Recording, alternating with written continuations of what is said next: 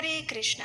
परम भगवान श्री कृष्ण को प्रिय इस पवित्र मार्गशीर्ष मास में हम उनकी ही सुंदर दिव्य लीलाओं का श्रवण कर रहे हैं और हमारी इसी कथा श्रृंखला की पिछली कड़ी में हमने सुना था कि किस प्रकार भगवान श्री कृष्ण ने बकासुर, प्रलंबासुर और केशी नामक असुर का संहार किया। तत्पश्चात श्री नारायण ऋषि ने देवर्षि नारद मुनि को उन सभी असुरों के भूतकाल के विषय में भी जानकारी दी और उसके बाद क्या हुआ ये हम जानेंगे आज की हमारी कथा के अध्याय में। तो चलिए आज की हमारी मार्गशीर्ष मास कथा आरंभ करते हैं। भगवान श्री कृष्ण की बाल लीला कथा को आगे बढ़ाते हुए ऋषि नारायण ने कहा, हे देवर्षि नारद, श्री कृष्ण की बाल लीला प्रत्येक पद पद में नूतन प्रतीत होती है। सभी असुरों का वध करने के बाद वे अपने ग्वाल मित्रों के साथ गोकुल में पुनः अपने घर को पधारे। वहां जाकर सभी बालकों ने प्रसन्नता पूर्वक सभी लोगों से वन में घटित हुई सभी बातों को कह सुनाया और ये सुनकर नंद महाराज और बड़े जितने भी गोप थे वे सब आश्चर्यचकित रह गए। लेकिन नंद महाराज को भय लगने लगा। उन्होंने वृद्ध गोपों और बड़ी बूढ़ी गोपियों को घर पर बुलाया और उन सब के साथ विचार विमर्श करके एक उपाय ढूंढ निकाला कि किस प्रकार हम बच्चों को इन असुरों से दूर रख सकते हैं। और वो उपाय था गोकुल के स्थान को त्याग कर अब वृंदावन चले जाना। उसी क्षण उन्होंने सभी को वृंदावन चलने की आज्ञा दी और नंद महाराज की आज्ञा सुनकर सभी लोग अपना अपना सामान लेकर वृंदावन जाने के लिए तैयार हो गए। समस्त ग्वाल बाल श्री कृष्ण और बलराम जी के साथ प्रसन्नता पूर्वक चलने लगे। उन सभी ग्वाल बालों ने अनेक प्रकार की वेशभूषा धारण की थी। कोई बंशी बजा रहा था तो कोई सिंह बजा रहा था। किसी के हाथों में करताल थी तो कुछ अपने हाथों में वीणा लेके घूम रहे थे। कुछ लोग अपने हाथों में फूलों के नए नए गजरे लेकर जा रहे थे और किसी ने आजानुलंबिनी वनमाला गले में धारण की थी। अनेक ग्वाल बाल, तरुण अवस्था वाली गोपियां,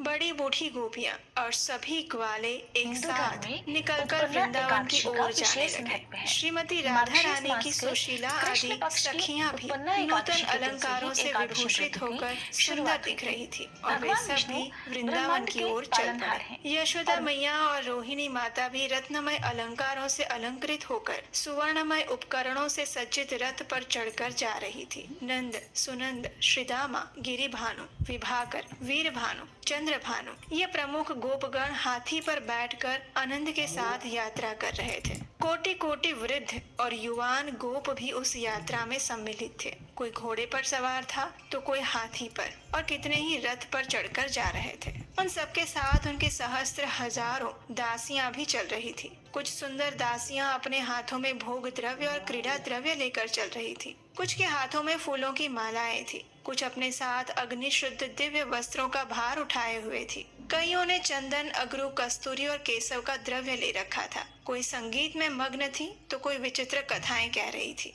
इस प्रकार जाते हुए सभी लोग वृंदावन पहुंच गए। वहां जाकर उन्होंने देखा तो वहां पर कोई घर नहीं थे और इसलिए वे सभी लोग वृक्षों के नीचे यथास्थान पर रुक गए। और फिर भगवान श्री कृष्ण ने उन सबको आदेश देते हुए कहा कि आज इसी प्रकार यहीं पर ठहर जाइए, कल सब व्यवस्था हो जाएगी। जब कृष्ण ने ऐसा कहा तो सभी गोप पूछने लगे, कन्हैया, यहाँ पर तो कोई घर ही नहीं दिखाई दे रहे हैं, तो फिर कैसे हमारे घर बनेंगे? तो इसका उत्तर देते हुए श्री कृष्ण कहते हैं, इस स्थान पर बहुत से स्वच्छ और सुंदर गृह हैं, जिन्हें देवताओं ने स्वयं बनाया है। लेकिन देवताओं को प्रसन्न किए बिना आप कोई भी गृह देख नहीं पाएंगे। इसलिए हे गोपगण, आज वन देवताओं की पूजा करके हम यहीं पर रुकेंगे और प्रातः काल में जब आप उठ जाएंगे तो उस समय आप सभी को बहुत सारे सुंदर रमणीय गृह।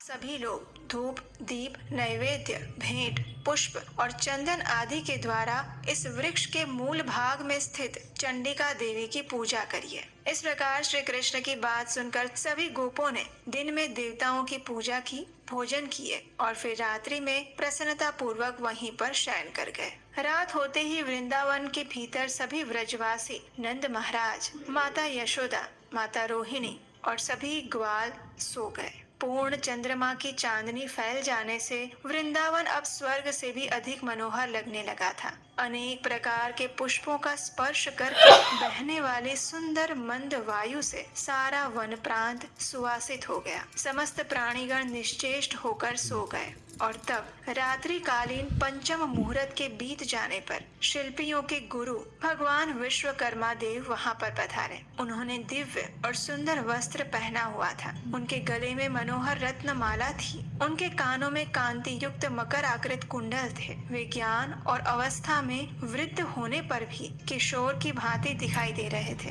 और उनके साथ विशिष्ट शिल्प कला में निपुण 3 करोड़ शिल्पी भी आए थे। उन सबके हाथों में मणि रत्न, हेम रत्न और लोह निर्मित अस्त्र थे। कुबेर वन के किंकर यक्ष समुदाय भी वहां आ पहुंचे। उनमें से किसी के हाथों में पद्मराग मणि के ढेर थे तो किसी के हाथों में इंद्रनील मणि के। कुछ यक्षों ने अपने हाथों में स्यमंतक मणियां ले रखी थी और कुछ यक्षों ने चंद्रकांत मणि। अन्य बहुत से यक्षों के हाथों में सूर्यकांत मणि थी। किसी के हाथों में चामर थे और कुछ लोग दर्पण, सुवर्ण पात्र, सुवर्ण कलश इत्यादि का बोझ लेकर आए थे। भगवान विश्वकर्मा ने उस अत्यंत मनोहर सामग्री को देखा और उसके बाद सुंदर कमल नयन वाले श्री कृष्ण का ध्यान करते हुए वहां पर एक सुंदर नगर का निर्माण करना आरंभ कर दिया। भारतवर्ष का वो श्रेष्ठ और सुंदर नगर 5 योजन लंबा था। वहाँ 4-4 कमरे वाले 4 करोड़ भवन बनाए गए, जिससे वो नगर अत्यंत मनोरम प्रतीत होता था। श्रेष्ठ प्रस्तरों से निर्मित वहाँ विशाल नगर के दरवाजे, खंबे, सोपानों से सुशोभित थे। चित्रमयी पुतलिकाओं,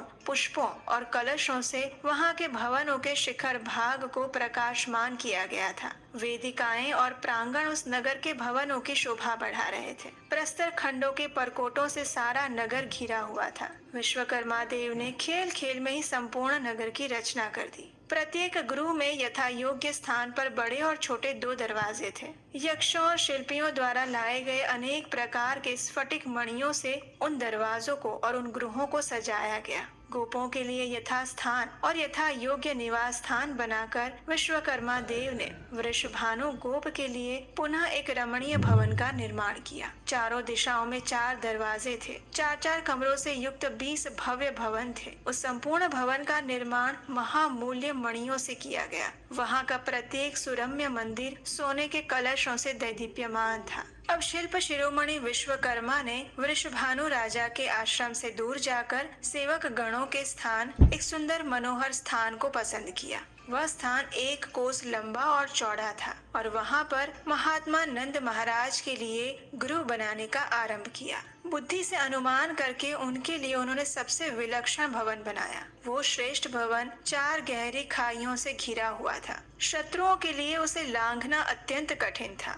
उन चारों खाइयों में प्रस्तर जड़े हुए थे। उन दोनों तटों पर फूलों के उद्यान थे, जिनके कारण वे पुष्पों से सजी हुई जान पड़ती थी और सुंदर एवं मनोहर चंपा के वृक्ष तटों पर खिले हुए थे। वह अनेक प्रकार के फल और फूल से लदे हुए वृक्ष थे और वहां से आगे एकांत स्थान में जाने के लिए विश्वकर्मा ने उत्तम मार्ग बनाया, जो स्वजनों के लिए सुगम और शत्रु वर्ग के लिए दुर्गम था। थोड़े थोड़े जल से ढके हुए मणिमय खंभों द्वारा संकेत से उस मार्ग पर खंभों की सीमा बनाई गई थी। वो मार्ग ना तो अधिक संकीर्ण था और ना ही अधिक विस्तृत था। नंद भवन के सभी दरवाजे मणिसार निर्मित किवाड़ों से बंद रहते थे। उसमें बाहर से 2 और भीतर से 7 दरवाजे थे। अब नंद भवन का निर्माण करने के बाद विश्वकर्मा देव संपूर्ण नगर में घूमने लगे। उन्होंने सुंदर प्रकार के अनेक मनोहर राजमार्ग बनाए। रक्त भानु मणि की बनी हुई वेदियां और सुंदर पत्तनों से मार्ग को सुशोभित किए।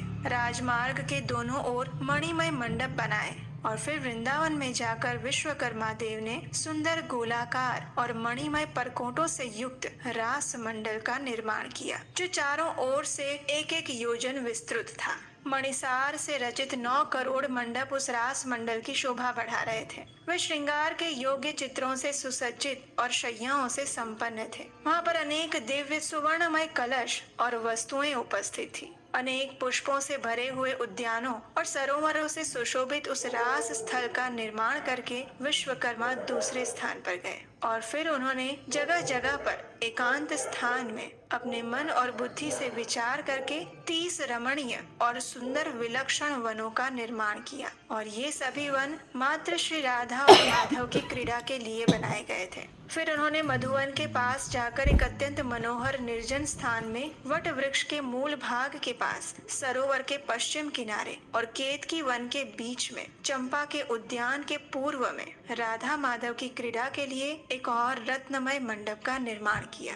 इस रत्न मंडप में महामूल्यवान श्रेष्ठ मणि रत्नों द्वारा निर्मित 9 सोपान शोभा दे रहे थे। उस भवन में रत्नों की बनी हुई बहुत सारी चौकियां थी, जिनमें हीरे जड़े हुए थे और मोतियों की झालरें लटक रही थी, जिनमें जड़ी हुई चंद्रकांत मणियां पिघलकर जल की बूंदों से उस भवन को सींच रही थी। इतने सुंदर और दिव्य रत्न मंडप का निर्माण करने के बाद विश्वकर्मा देव फिर से नगर में आए। उन्होंने जिनके लिए जो भवन बनाया था उन सब पर अपने अपने नाम लिखे और इस कार्य में उनके शिष्य तथा यक्ष गणों ने उनकी सहायता की। इस प्रकार संपूर्ण वृंदावन की रचना करने के बाद विश्वकर्मा देव अपने सभी साथियों के साथ भगवान श्री कृष्ण को प्रणाम करके वापस अपने धाम में चले गए। और इस प्रकार विश्वकर्मा देव ने भगवान की आज्ञा से इस सुंदर वृंदावन की रचना की, जिसे आज भी हम इस धरातल पर देख सकते हैं। हालांकि उसका अस्तित्व पहले जैसा नहीं है, क्योंकि भगवान के जाने के साथ ही उसका संपूर्ण ऐश्वर्य भी चला जाता है, लेकिन आज भी वो धरती वही है